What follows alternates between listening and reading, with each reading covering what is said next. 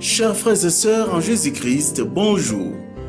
Que la joie et la grâce de notre Seigneur et Sauveur Jésus-Christ soient toujours avec vous. Le peuple de Dieu sait parfaitement bien que le plus grand crime contre l'humanité est le rejet du libérateur et sauveur du monde, Jésus-Christ. Mais le peuple de Dieu, principalement ses bergers, sait-il que certaines doctrines qu'il enseigne et certains comportements et attitudes qu'il affiche face aux divers problèmes de la vie des hommes empêchent les nations à connaître et à croire en Jésus-Christ et tiennent l'Église bien éloignée de son rôle de lumière du monde? C'est pourquoi le peuple de Dieu a grandement besoin de connaître et de mettre en pratique la science des saints, c'est-à-dire la parole de Dieu appliquée à tous les secteurs de la vie de l'homme. Nous croyons que les émissions qui suivent aideront grandement le peuple de Dieu à changer son comportement. Nous lui demandons donc de bien les écouter attentivement et intégralement. Que Dieu vous bénisse. Dans ma marche pour le ciel, tout peut sombrer. Dans mon parcours sur la terre, tout peut sombrer. Dans ma marche pour le ciel, tout peut sombrer. Si la peur met des doutes sur ma... Salutations fraternelles à vous, amis téléspectateurs, et merci de nous recevoir chez vous dans le cadre de ce nouveau numéro de votre émission Parlons vrai. Aujourd'hui, nous recevons pour vous une fois de plus les frères Sébastien Kindidi, avec qui nous avons commencé déjà à réaliser une série d'émissions autour de la parole des dieux. Aujourd'hui, nous les recevons une fois de plus pour vous. Bonjour frère Sébastien Kindidi. Bonjour, sœur Marlène. Cette fois-ci, nous allons parler avec vous autour du thème « L'heure de la séparation a sonné ». Merci beaucoup, ma sœur. Mais avant de commencer ce thème, « L'heure de la séparation a sonné », nous voudrions encore prendre quelques 5 minutes pour que nous comprenions que nous, les enfants de Dieu, toute confession religieuse confondue, tous ceux qui ont cru en Jésus-Christ, nous devons grandir pour que nous comprenions que l'heure de séparation a réellement sonné. Je voulais encore dire un mot sur le culte de saints. La Bible nous dit que le seul médiateur entre Dieu et les hommes, c'est Jésus-Christ, homme-Dieu. Si vous voulez bien lire, ma sœur, 1 Timothée chapitre 2, verset 5. 1 Timothée chapitre 2, verset 5. Parce que la foi vient de ce que l'on entend, et ce que l'on entend vient de la parole du Christ. Nous devons donc chaque fois nous référer à la parole de Dieu. 1 Timothée chapitre 2, verset 5. 1 Timothée 2, le verset 5, la Bible nous dit... Car il y a un seul Dieu et aussi un seul médiateur entre Dieu et les hommes, Jésus-Christ homme. Amen. Amen. Il n'y a qu'un seul médiateur entre Dieu et les hommes, Jésus-Christ homme. C'est lui qui a payé de son sang le salut, notre salut à nous. Et c'est lui le médiateur entre Dieu et les hommes. Il n'y a pas d'autre médiateur, il n'y a pas de saints ou de saintes médiateurs, ça n'existe pas. Il faut que nous le comprenions, parce que nous perdons beaucoup de temps en cherchant des voies qui ne sont pas bibliques, et c'est une perte, et ça profite à Satan. Parce que n'ayant pas l'Esprit de Dieu, nous ne pouvons pas comprendre qu'est-ce que nous devons faire. Ce n'est pas un saint qui va vous communiquer l'Esprit de Dieu. L'Esprit de Dieu vient de Jésus-Christ et qu'il le demande au Père. Si vous m'aimez, gardez mes commandements. Et moi, je prierai le Père afin qu'il vous envoie un autre consolateur, l'Esprit Saint, qui vous conduira dans toute la vérité. Oui. C'est par l'Esprit Saint que nous comprenons les Saintes Écritures et non pas par des adorations ou des vénérations des saints. Et nous voulons dire un mot, notamment concernant la mère du Seigneur Jésus, Marie, Sainte Marie, oui. Elle péché comme tous les hommes. Tous ont péché et sont privés de la gloire de Dieu. Tous, y compris elle, y compris Marie. Être vierge ne signifie pas ne pas avoir de péché. Vous pouvez être vierge, mais commettre d'autres types de péchés. La jalousie, l'envie, il y a beaucoup de péchés. Il y a 10 commandements. Et être vierge, ce n'est qu'un commandement. Ça, c'est un. De deux, il y avait beaucoup de vierges à l'époque. Et c'était dans la loi juive. Celle qui devait se marier devait être vierge. Est-ce que nous pouvons lire rapidement Ézéchiel, chapitre 44, verset 22. Ézéchiel 44, verset 22. Ézéchiel 44, le verset 22, la Bible nous dit « Ils ne prendront pour femme ni une veuve, ni une femme répudiée, mais ils prendront des vierges de la race de la maison d'Israël. Ils pourront aussi prendre la veuve d'un sacrificateur. » Amen. Amen. Il s'agit ici des sacrificateurs, c'est-à-dire des prêtres. Oui. Il y en avait beaucoup. Les sacrificateurs, les prêtres, les lévites, ne pouvaient pas se marier avec une femme quelconque. Elle devait être vierge. Ou alors veuve d'un sacrificateur. Mais jamais une autre, une prostituée, jamais. Non, une divorcée, non. Vierge. Et vous savez combien il y avait de sacrificateurs? Mais ce sont des centaines, de milliers. Mais n'allons pas très loin. Dans notre République démocratique du Congo, aujourd'hui, si vous cherchez des filles qui peuvent vous dire, qui sont en âge de se marier et qui peuvent vous témoigner de leur virginité, mais vous en trouverez des centaines et même des milliers. C'est ça. L'état de virginité n'est pas un état exceptionnel. L'état de virginité, c'est l'état normal d'une fille qui doit se marier. Elle devait être vierge. Et aujourd'hui encore, beaucoup d'hommes, et dans beaucoup d'églises, on insiste sur la virginité. Donc ce n'est pas exceptionnel. Et être vierge ne signifie pas que vous n'avez pas de péché. Nous tenons à le souligner. Parce que les péchés sont nombreux. Être vierge signifie simplement que vous n'avez pas connu un homme avant votre mariage. Mais ce n'est pas le seul péché qui existe. Il y en a plusieurs. Il y en a plusieurs. Tous ont péché et sont privés de la gloire de Dieu. Tous. Ça, c'est une chose. Et nous pouvons encore ajouter, toujours concernant la mère de notre Seigneur Jésus-Christ, Marie, où il y a eu beaucoup d'interprétations. La marche, la femme écrasera le serpent, a écrasé la tête du serpent. Non, ce n'est pas ça qui est écrit.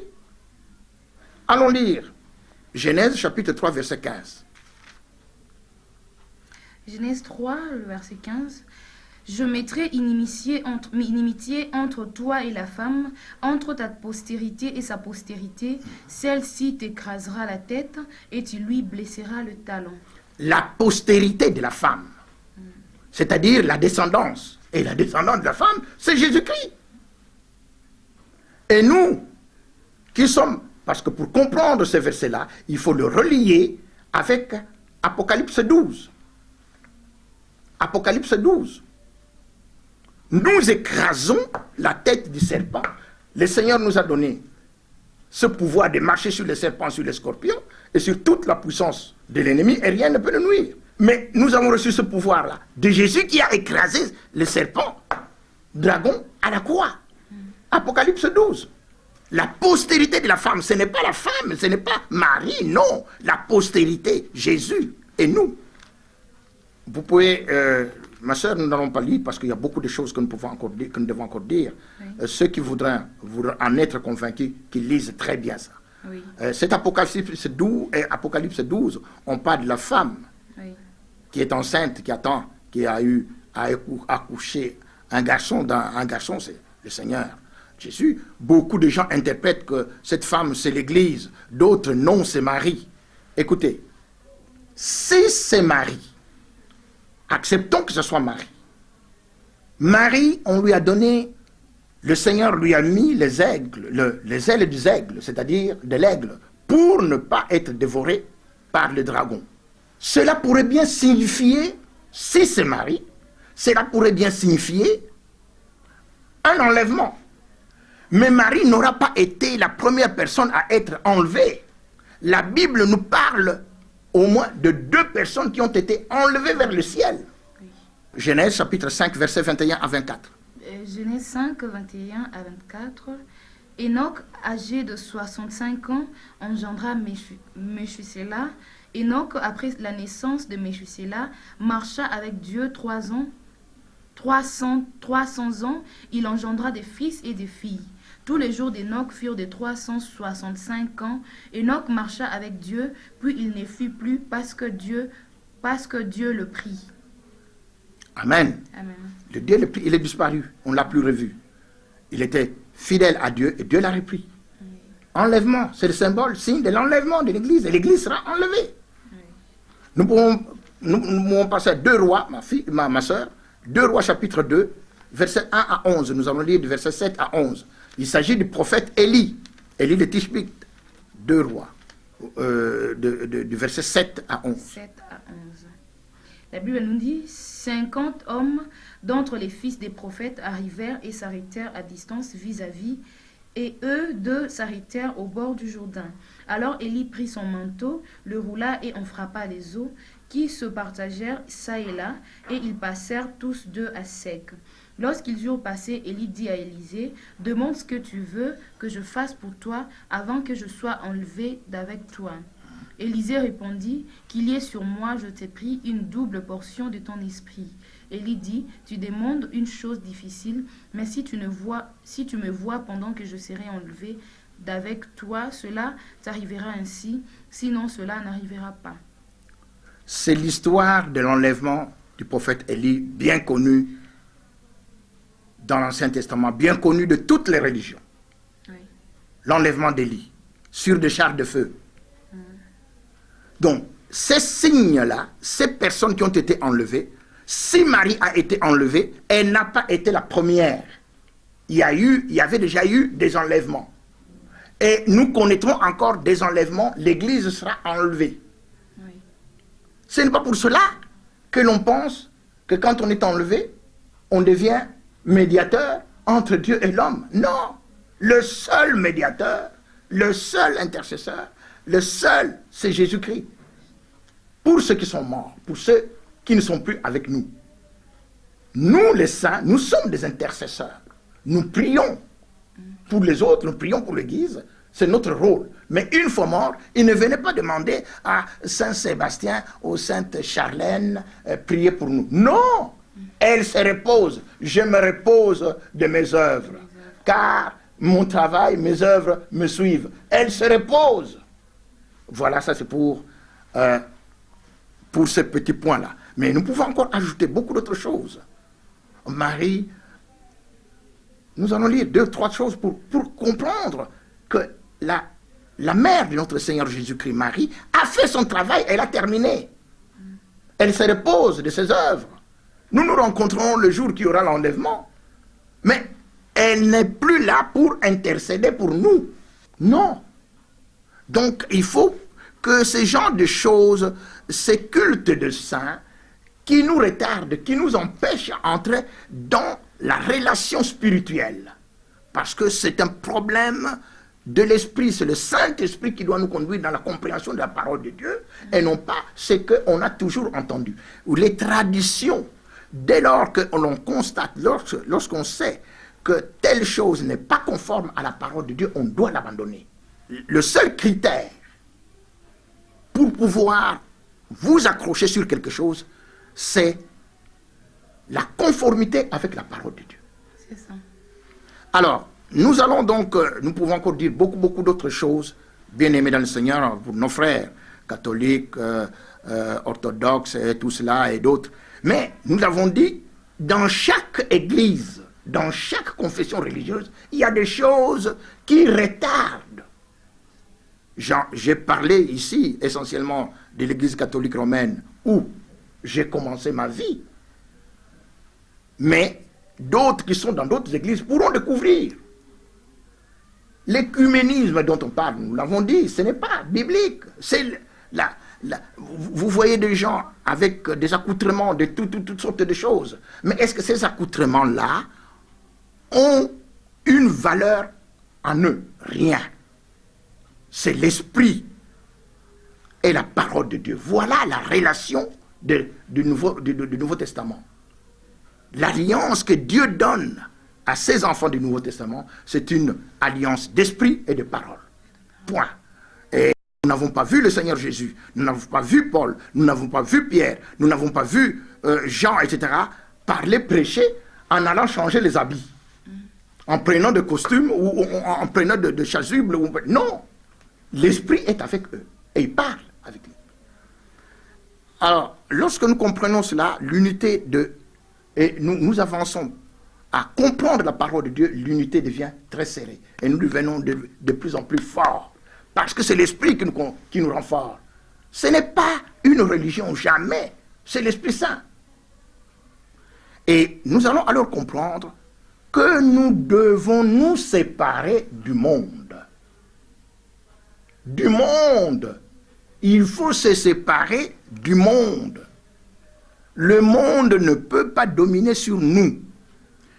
La Bible nous dit, sortez du milieu d'eux, mon peuple. Lisez Apocalypse chapitre 18, verset 4. Apocalypse 18, verset 4.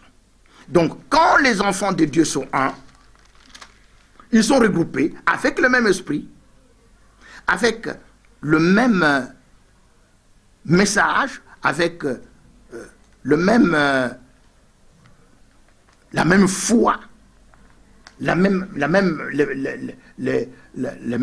même idéal, ils cherchent la même chose, ils sont forts. Je vous ai dit de lire Apocalypse 18, verset 4. Apocalypse 18, le verset 4, la Bible nous dit « Et j'entendis du ciel une autre voix qui disait « Sortez du milieu d'elle, mon peuple, afin que vous ne participiez point à ses péchés et que vous n'ayez point de part à ses fléaux. » Amen. Amen. Sortez du milieu d'elle. Sortez du milieu du monde. C'est Babylone. Et Satan a injecté beaucoup de choses dans les églises pour que nous demeurions dans Babylone. Nous avons parlé sur le plan politique, économique et social. Toutes les églises, c'est Babylone. Ils sont là-dedans. Mais maintenant, nous devons sortir pour que nous jouions notre rôle. Nous pouvons lire encore, toujours pour l'unité et la séparation, parce que nous devons être un, mais aussi nous séparer des autres. Lisons Psaume chapitre 81. Psaume 81. Chapitre 14, nous devons nous séparer. Quand nous sommes unis, nous comprenons bien ce que nous voulons. Nous voulons que le royaume de Dieu vienne, parce que ton règne vienne. C'est le règne de Jésus-Christ qui doit venir, un règne de justice. Psaume 81, le verset 14 à 17. 14 à 17. La Bible nous dit « Oh, si mon peuple m'écoutait, si Israël marchait dans mes voies, en un instant, je confondrai leurs ennemis. Je tournerai ma main contre leurs adversaires. Ceux qui haïssent l'Éternel le flatteraient.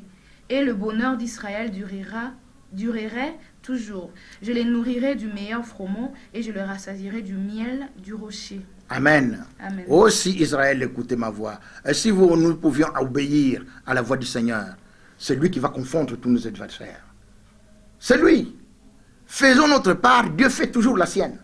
Le problème, c'est nous, ce n'est pas Dieu. Nous prions beaucoup, nous demandons beaucoup trop de choses à Dieu. Faites-nous ceci. Mais Dieu, il nous regarde, mon peuple périt faute de connaissance. J'ai déjà dit, là, faites ça. Voilà ce que le Seigneur nous dit. Mais nous sommes toujours en train de me Seigneur, est-ce que vous... Mais votre part, quand Dieu vous dit, il n'essayez pas à un insensé d'être dans des listes, combien moins à un esclave de dominer sur des princes. Vous êtes prince, mais vous vous laissez dominer.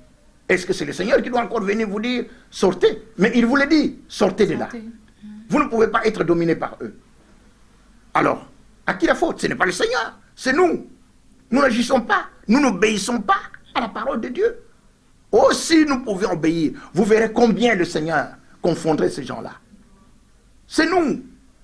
Nous pouvons encore lire 2 Corinthiens chapitre 6, verset 14.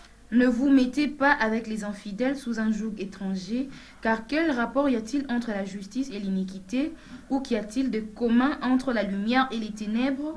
Quel accord y a-t-il entre Christ et Bélial? Ou quelle part a le fidèle avec l'infidèle? Quel rapport y a-t-il entre le temple de Dieu et les idoles? Car nous sommes le temple du Dieu vivant, comme Dieu l'a dit. J'habiterai et je marcherai au milieu d'eux, je serai leur Dieu et ils seront mon peuple. C'est pourquoi sortez du milieu d'eux et séparez-vous, dit le Seigneur. Ne touchez pas à ce qui est impur et je vous accueillerai. Je serai pour vous un père et vous serez pour moi des fils et des filles, dit le Seigneur Tout-Puissant. Amen. Amen. Séparez-vous, sortez du milieu d'eux, séparez-vous et je vous accueillerai. Bien-aimés dans le Seigneur, aujourd'hui dans le monde et dans les églises, on prêche beaucoup l'enlèvement de l'église. Nous en avons vu citer quelques exemples. Et la parabole des 10 vierges, c'est un exemple de l'enlèvement de l'église. 5 vierges folles et 5 vierges sages. Oui. C'est-à-dire que le Seigneur va venir prendre son église.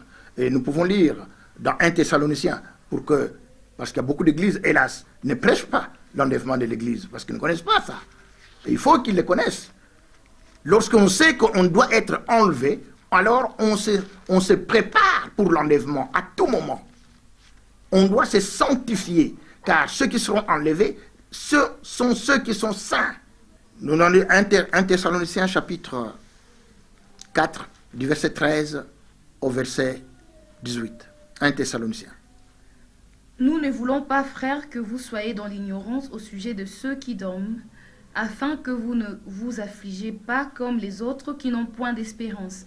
Car si nous croyons que Jésus est mort et qu'il est ressuscité, croyons aussi que Dieu ramènera par Jésus avec lui ceux qui sont morts.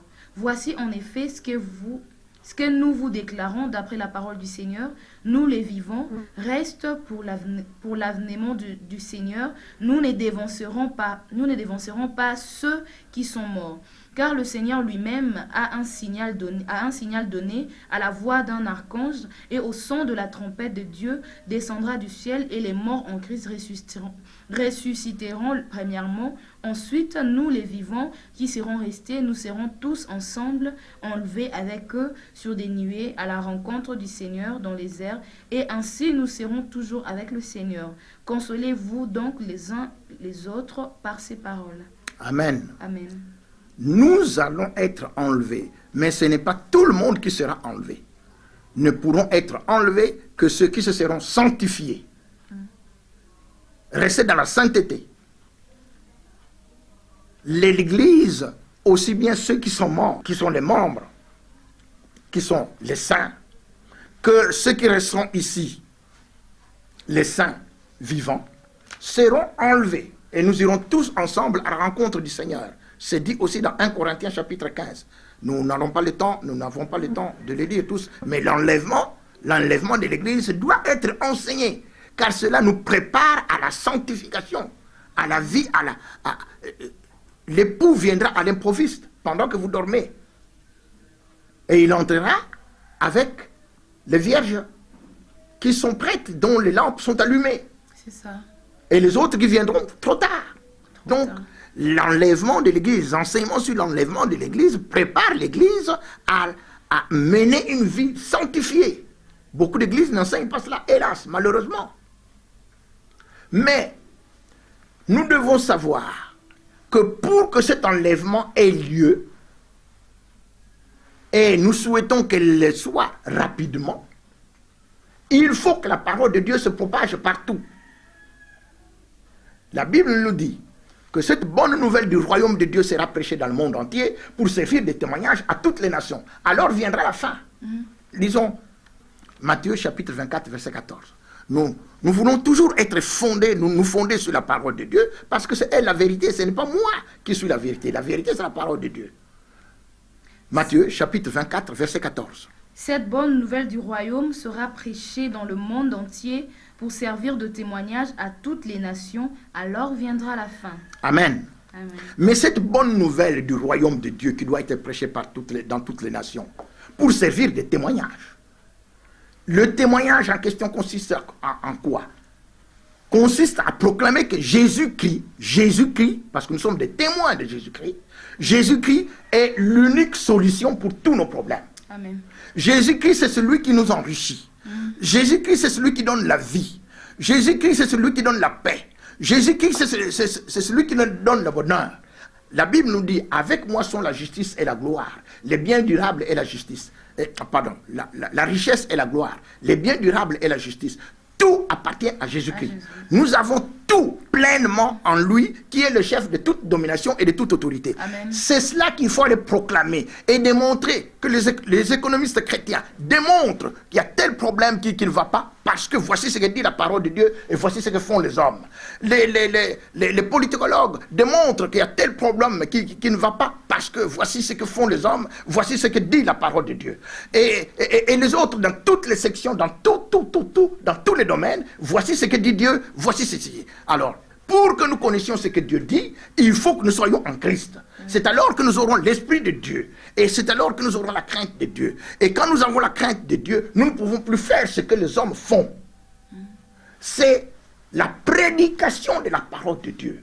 Cette bonne nouvelle de la parole de Dieu sera prêchée dans le monde entier. Et ça va intéresser toutes les populations, quelle que soit leur catégorie. Et on ne dira plus, ah ça c'est pour l'église, hein. Ça c'est, non, nous c'est la politique, nous faisons la science. Non, les hommes de Dieu, les hommes enfants de Dieu vont prêcher la science de ça. Voilà, la science de ça, c'est-à-dire la mise en application de la parole de Dieu dans tous les secteurs de la vie. Et le monde a besoin de connaître la science de ça. C'est alors seulement, parce que Dieu est dans sa parole. Dieu dit, je veille sur ma parole pour l'exécuter. Dieu envoie sa parole et il voit la réaction de l'homme. Vous l'acceptez, tant mieux, vous êtes sauvés. Vous ne l'acceptez pas, Dieu va vous résister. Nous venons de lire ici le psaume 81. Oh, si mon peuple pouvait m'écouter, en un instant je les confondrai. Ceux qui ne vont pas écouter la parole de Dieu, ils vont voir la colère de Dieu. C'est comme ça. Dieu ne surprend jamais quelqu'un, jamais. Il ne surprend pas, il avise d'abord. C'est ça. Il vous donne le temps de l'écouter et de vous repentir. Si le Seigneur était arrivé, je ne sais pas, il y a 30 ans, au moment où nous ne connaissons pas le Seigneur, ce moment-là, je ne sais pas où nous serions, nous. Parce que nous étions encore tout simplement dans la religion, sans savoir l'Esprit de Dieu. Mais Dieu use de patience envers nous, ne voulant pas qu'il y ait des gens qui se perdent, mais que tous arrivent à la repentance. Voilà la volonté de Dieu. Mais il y a un temps où il dira, stop, terminé. Celui-là a déjà entendu plusieurs fois. Il ne se convertit pas, c'est terminé. Et vous savez, le Dieu que nous prions, il est dans sa parole, nous ne cesserons de l'insister. Pharaon en Égypte voit les miracles de Dieu. Dieu l'avise. Il endurcit son cœur. Lorsque nous lisons dans l'Exode, là on voit les plaies d'Égypte, Pharaon a endurci son cœur, a endurci 2, 3, 4, 5 fois. Après cela, nous dit la Bible, c'est Dieu qui endurcit son cœur. Vous ne voulez pas vous convertir, ok, continuez là-bas. C'est très bien, allez, oui, continuez. Et la Bible nous dit, nous pouvons lire Apocalypse chapitre 22, verset 11. Apocalypse 22, 11. Que celui qui est injuste soit encore injuste, que celui qui est souillé se souille encore, et que le juste pratique encore la justice, et que celui qui est saint se sanctifie encore. Amen. Amen. Cette bonne nouvelle du royaume de Dieu sera prêchée dans le monde entier pour servir de témoignage à toutes les nations. Mais tout le monde ne se convertira pas. La Bible nous dit que le méchant et les imposteurs avanceront toujours plus dans le mal, égarant les autres et égarés eux-mêmes. 2 Timothée 2,13. J'ai donné les références, ce que ceux qui ont la Bible n'ont qu'à aller vérifier. Les méchants et les imposteurs. Qu'est-ce que c'est qu'un imposteur? Un imposteur, c'est quelqu'un qui prend des apparences qu'il n'a pas. Il se croit intelligent alors qu'il n'est pas intelligent. Il se croit sage alors qu'il n'est pas sage. Le méchant fait le mal, l'imposteur passe devant vous comme un homme auquel il faut se référer. Mais pas la parole de Dieu. Vous le voyez quand il parle, il emballe les gens dans son discours et tout le monde applaudit. Mais où est Dieu là-dedans? Pour les enfants de Dieu, ceux qui sont conduits par l'Esprit de Dieu, ceux qui ont le jugement pour discerner ce qui est bien, ce qui est mal, ils sont là, ils voient, ça c'est l'imposteur. Pourquoi? Parce qu'il écarte Dieu. Il tient de beaux discours, mais Dieu n'est pas là-dedans. C'était l'imposteur. Et c'est ces gens-là, les imposteurs et les méchants, qui ne veulent pas entendre parler de Dieu, eh bien, ils avanceront toujours plus dans le mal. Donc, quoi que la parole de Dieu soit prononcée, soit prêchée dans toutes les nations du monde pour servir de témoignage à toutes les nations, il y aura toujours des gens qui continueront à faire l'inverse, à aller à contre-courant de cette parole. Et c'est pour cela que le Seigneur nous dit, sortez du milieu d'eux. Il nous dit déjà maintenant, vous allez les constater, ces gens-là, mais vous, sortez du milieu d'eux maintenant, pour enseigner la parole, la science des saints au monde.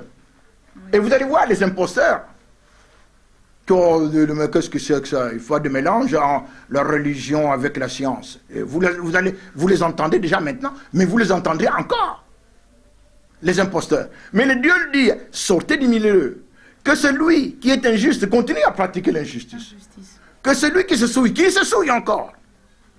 Que celui qui pratique la justice, et que vous sanctifiez encore.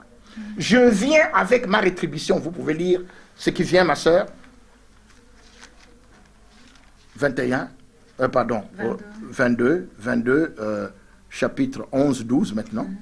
Le verset 12, maintenant. Voici, je viens bientôt, et ma rétribution est avec moi pour rendre à chacun selon ce qu'est son œuvre. Voilà. Le Seigneur vient. Il faut que la prédication soit étendue sur la terre entière et dans tous les secteurs de la vie. C'est-à-dire que la science des saints doit être prêchée. Qu'il n'y ait plus d'excuses. Que plus personne ne dise, moi je n'ai pas entendu. Non, vous avez entendu, mais vous avez endurci votre cœur. Et le Seigneur vous dit, vous êtes injuste, vous ne voulez pas changer, demeurez dans votre injustice. Vous êtes souillé, vous continuez à pécher, vous ne voulez pas vous repentir, continuez de pécher. Vous qui êtes juste, pratiquez la justice, ne le suivez pas. Et vous qui êtes saints, continuez à vous sanctifier, n'allez pas avec eux. Mais moi, je viens. Je viens avec ma rétribution pour rendre à chacun selon son œuvre. Dieu vient maintenant pour juger. Il va rendre à chacun selon son œuvre. Il vient avec sa rétribution. Cette rétribution, elle est différente. Les justes auront la rétribution des justes, les méchants auront la rétribution des méchants. Mais il vient. Mais il faut que cette parole soit prêchée dans le monde entier d'abord. Pour servir de témoignage. Parce que Dieu, nous l'avons dit, ne peut pas surprendre les gens. Il annonce d'abord, voici ce que je vais faire. Voici. Convertissez-vous. Attention, ne faites pas ceci. Voici ce que je viens. Et la Bible nous dit, il est de la justice de Dieu de rendre l'affliction à ceux qui vous affligent lorsqu'il viendra lors de son avènement. Il vient maintenant pour rendre à chacun selon son œuvre. Vous avez affligé, vous êtes demeuré injuste. On vous dit de pouvoir être juste vis-à-vis des gens. Vous vous accaparez de tout, alors que les autres sont en train de mourir et vous-même, vous ne changez pas. C'est très bien. Eh bien, le Seigneur, le propriétaire arrive, il va rendre à chacun selon son œuvre. C'est la justice de Dieu. Il est de la justice de Dieu de rendre l'affliction à ceux qui vous affligent. Donc, que l'on ne s'imagine pas que la parole de Dieu, c'est du vent. Non. Dieu veille, la Bible nous dit, il veille pour que les gens puissent se référer à la parole de Dieu. Jérémie chapitre 1er verset 12. Jérémie chapitre 1 verset 12. Il veille. Dieu veille sur sa parole pour l'exécuter. Ce n'est pas pour... Non, cette parole ne sort jamais en vain pour rien. Jérémie 1, le verset 12, la Bible nous dit « Et l'Éternel me dit, tu as bien vu, car je veille sur ma parole pour l'exécuter. » Amen. Amen. Je veille sur ma parole pour l'exécuter. Quand il prononce la parole, Dieu pouvait encore lire, ma soeur, oui, psaume 149, versets 6 à 9. Chaque fois que nous prononçons la parole de Dieu, nous annonçons le jugement. Nous ne le savons peut-être pas, mais c'est comme cela. Mais la Bible nous le dit, 149, versets 6 à 9. Oui. Que les louanges de Dieu soient dans leur bouche et le glaive à deux tranchants dans leurs mains pour exercer la vengeance sur les nations, pour châtier le peuple, pour lier leurs rois avec des chaînes et leurs grands avec des ceps de fer, pour exécuter contre eux le jugement qui est écrit. C'est une gloire pour tous ses fidèles. Amen. Ici c'est pour nous. Chaque fois que nous prononçons la parole de Dieu, nous exécutons le jugement. Dieu regarde maintenant. Vous entendez ce que j'ai dit par la bouche de mon envoyé. Vous ne voulez pas changer. Eh bien, c'est le jugement que vous allez avoir. La Bible nous dit, celui qui sait faire ce qui est bien et qui ne le fait pas commet un péché. Et elle ajoute la Bible, si quelqu'un pêche volontairement après avoir eu la connaissance de la vérité, nous pouvons lire, ma soeur, Hébreux 10, 26. Nous exécutons le jugement de Dieu. Mais il faut que nous soyons un, que nous comprenions bien ce que Dieu nous demande. Nous attendons que son royaume de justice vienne. Mais le problème, c'est nous. Nous n'activons pas. La Bible nous dit, attendez et hâtez l'avènement. Mais comment hâter l'avènement?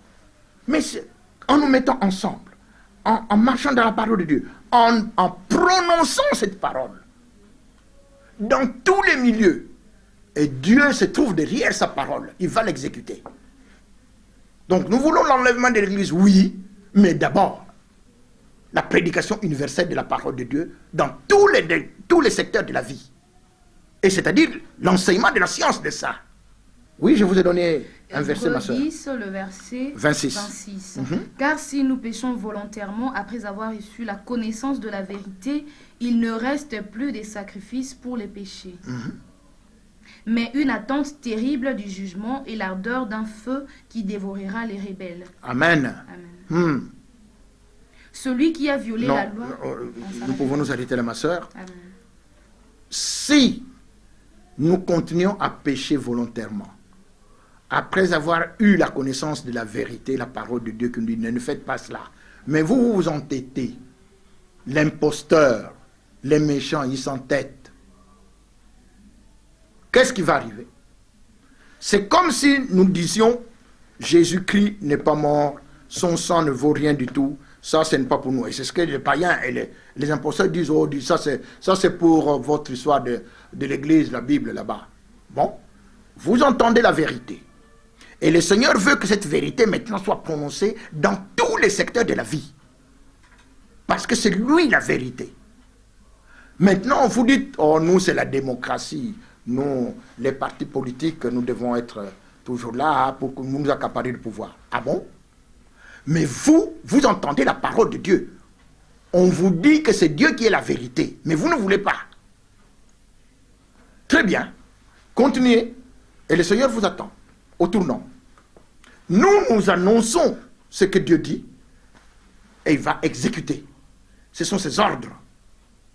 Il veille sur sa parole pour l'exécuter. Cette parole ne tombe jamais en vain pour rien. Nous pouvons lire Ésaïe 55, le verset 8. Jusqu'à 11.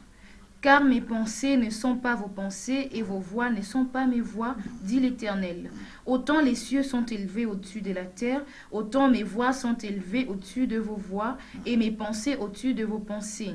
Comme la pluie et la neige descendent des cieux et n'y retournent pas sans avoir arrosé, fécondé la terre et fait germer les plantes, sans avoir donné de la sémence au semeur, du pain à celui qui mange, ainsi en est-il de ma parole qui sort de ma bouche. Elle ne retourne point à moi sans effet, sans avoir exécuté ma volonté et accompli mes desseins.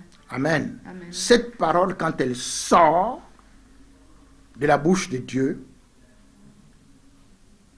nous devenons comme des prophètes, nous parlons de la part de Dieu. Elle doit produire des effets. Elle ne rentre pas à Dieu sans produire des effets. Elle est tombée là sur la terre, elle doit produire des effets.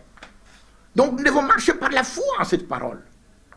Nous devons être unis. Nous devons proclamer la parole de Dieu. Ce n'est pas un parti politique, mais tous qui sont loin font un corps. Et ils envahissent tous les domaines de la vie. Et ils sont soutenus par toute l'Église. Et c'est la prédication, une autre manière maintenant pour les pasteurs de prêcher la parole de Dieu. La Bible nous dit, défrichez-vous un champ nouveau. Il est temps de chercher l'Éternel jusqu'à ce qu'il vienne et qu'il répande sur nous sa justice. Défrichons-nous un champ nouveau. N'ayons pas le même type de comportement. Nous devons savoir que le royaume de Dieu, il est là et Dieu est prêt à ce que son royaume vienne sur la terre, mais nous devons faire notre part. Et Dieu fait toujours sa sienne. Merci frère Sébastien. On s'approche déjà vers la fin de cette émission. Si vous pouvez conclure ce message si important pour l'Église, si intéressant, si vous pouvez conclure en quelques mots. Merci bien ma sœur. Oui, c'est le titre même de ce dernier message. L'heure de séparation A sonné. a sonné. Nous ne pouvons plus suivre les gens du monde. Séparons-nous. Nous devons nous séparer pour que nous ayons la possibilité de proclamer la parole de Dieu. Tant que nous restons avec eux, nous sommes enfermés dans leur philosophie. Et donc la parole de Dieu ne se fera pas entendre. Et Dieu est fâché contre ceux qui retiennent sa parole cachée, sa parole prisonnière. Dieu veut que sa parole devienne libérée et qu'on l'entende jusqu'aux confins de la terre, et ce, dans tous les secteurs de la vie. C'est le travail des enfants de Dieu. C'est le travail des prédicateurs de la parole de Dieu. Défrichons-nous un champ nouveau. Changeons de comportement, changeons de langage. Alors, le royaume de Dieu vient rapidement, comme nous le souhaitons. Et comme Dieu le souhaite. Mais la balle se trouve de notre côté. C'est à nous à comprendre que c'est notre rôle, que nous avons confié par notre ignorance. Nous avons confié la charge qui est la nôtre, qui est d'éclairer le monde, nous l'avons confié aux gens, aux hommes des ténèbres. Mais maintenant, c'est la séparation. Les fils du royaume doivent être séparés des fils des ténèbres. Nous pouvons lire cela pour terminer. Il y a une séparation entre le fils du royaume et le fils des ténèbres. Le fils des ténèbres, le fils du malin.